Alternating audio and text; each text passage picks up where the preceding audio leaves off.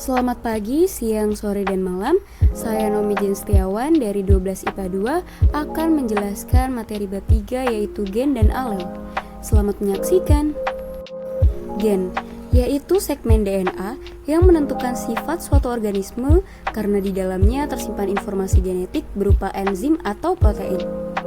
Gen tersimpan sebagai urutan basa nitrogen pada molekul DNA yang dibatasi oleh promotor atau tempat dimulainya proses transkripsi DNA dan sintetis protein, dan terminator atau tempat berakhirnya proses transkripsi DNA dan sintesis protein.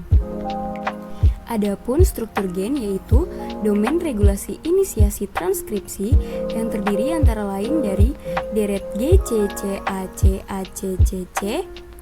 ATG CAAAT, kotak GC, kotak CCAAT, dan kotak TATA.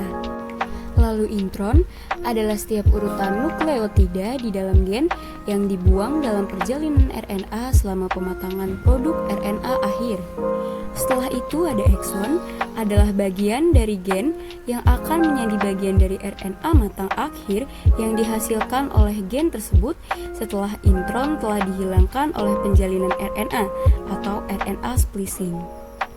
Lalu yang terakhir ada domain regulasi akhir transkripsi. Selanjutnya terdapat komponen penyusun gen. Yang pertama ada rekon, yaitu komponen yang lebih kecil dari gen dan terdiri atas satu atau dua pasang nukleotida. Yang kedua ada muton, yaitu komponen yang lebih besar dari rekon dan terdiri atas satu atau dua pasang nukleotida. Yang ketiga ada sistron, yaitu komponen yang terdiri atas ratusan nukleotida.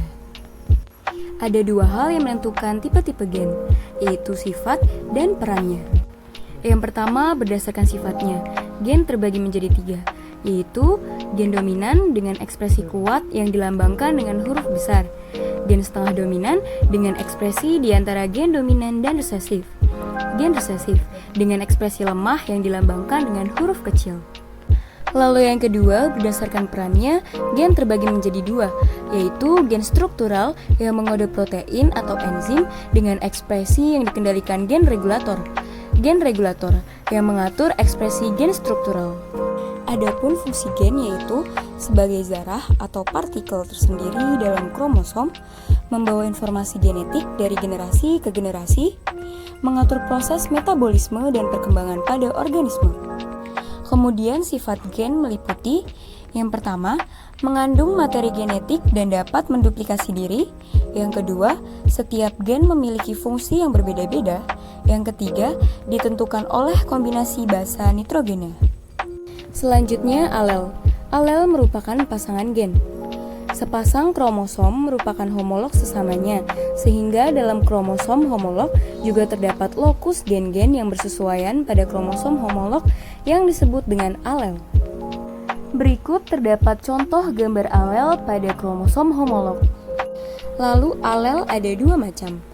Yang pertama ada alel tunggal, yaitu gen yang hanya memiliki satu gen sealel sehingga hanya muncul satu sifat saja. Contoh, gen A besar untuk pigmentasi kulit dan gen A kecil tidak menghasilkan pigmentasi kulit.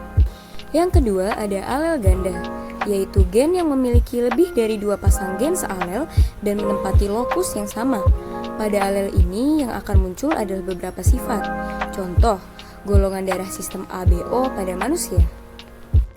Sekian penjelasan dari saya, lebih kurangnya mohon maaf. Terima kasih.